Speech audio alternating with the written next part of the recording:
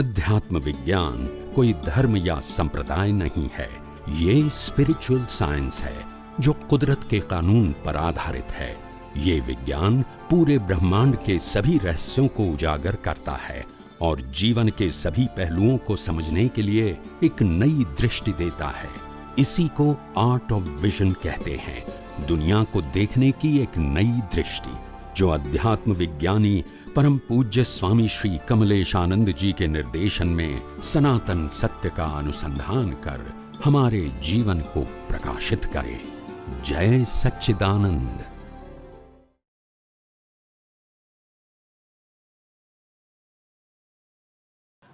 नमस्कार।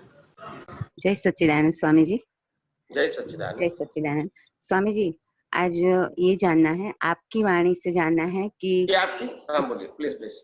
हाँ, आपके मुंह से आपकी वाणी से ये जानना है कि हम सब व्यक्ति को अलग अलग प्रकार का कंफ्यूजन था, तो कोई प्रतिक्रमण का, किसी को करने ना करने का, किसी को या सामायिक का, सब अलग अलग। तो आज आप एक बार ये समझा दीजिए हमें, मुझे, कि मनुष्य जीवन और मनुष्य देह जो मिला है उसका अंतिम लक्ष्य हमको क्या करना चाहिए कि लास्ट टाइम तक हम अच्छे से उसका समय का उपयोग कर सके।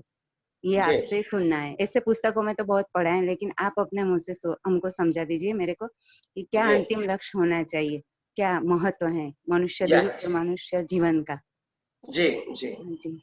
देखो, चारों गति जो है, मनुष्य गति, देव गति, पशु योनि और नर गति, ये चारों गतियों के अंदर मनुष्य गति श्रेष्ठ गति बताया गया है जी। और मनुष्य गति को श्रेष्ठ गति इसीलिए बताया गया है कि इसी गति से ही मोक्ष है और कोई गति से मोक्ष नहीं है।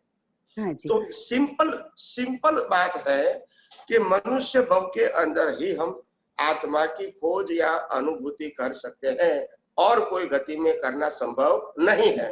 हाँ जी। नंबर 2, मनुष्य भव का अंतिम लक्ष्य मैं कौन हूं वो ही जानने का है, तभी तो यहाँ से मुक्ति है जी। मगर वो नहीं जान सकते हैं, या तो उनको जानने के लिए, समझने के लिए संजोग नहीं मिलते हैं, क्योंकि उनका अज्ञान इतना भरा हुआ है मोह के साथ, तो उनको 5 इंद्रियों के विषय में ही आनंद आता है और इसीलिए वो आत्मा की खोज न करके जन्म मरण के चक्कर में घूमते रहते हैं। मगर ज्ञानी पुरुष स्पष्ट बताते हैं कि मनुष्य भव खुद की पहचान करने के लिए है, ये मनुष्य खुद की पहचान नहीं है। मनुष्य कुदरत का दिया हुआ कर्मों की भुगतान का इंस्ट्रूमेंट है और इंस्ट्रूमेंट कुदरत ने दिया है, कुदरत चलाता है और एक दिन यही इंस्ट्रूमेंट को हम जला देंगे। मतलब ये जल जाए उससे पहले हम खुद की पहचान कर ले, इसी के लिए हमको कुदरत ने मनुष्य भव दिया है। अभी हम कितना जल्दी समझ पाते हैं ये हमारे व्यक्तिगत पुरुषार्थ की बात है। हाँ जी जी, बराबर। आध्यात्मिक विज्ञान से कैसे समझते हैं आपसे। हाँ। हाँ। और दूसरा स्वामी जी, ये आपसे पूछना है कि ये जैसे ये पूरी टीम काम कर रही है हमको आप तक पहुंचाने के लिए, तो उन लोगों का तो बॉडी का और मन का पूरा जबरदस्त मोक्ष मार्ग के लिए पुण्य बन गया, लायक सहायक, उनका आभार भी है बहुत बड़ा। लेकिन हमारे शरीर का हमें और कैसे कैसे यूज कर सकते हैं, इस भाव में भाव कैसे कर सकते हैं कि इस बॉडी का, मन का अध्यात्म तत्व विज्ञान के लिए यूज कर सके। ऐसा कोई हमको यही कम से कम भाव करने चाहिए कि हे परमात्मा, अगर हमको इस बॉडी के माध्यम से जी हमको ये विज्ञान समझने का संजोग मिला और हमारे जीवन की बहुत सारी उलझन, पजल और अज्ञान नाश करने का जिस प्रकार से हमको मौका मिला है, ऐसा मौका हजारों लाखों लोगों को मिले और उसी का अज्ञान वो मिटा सके, ऐसा उनको यही विज्ञान इसको मिले।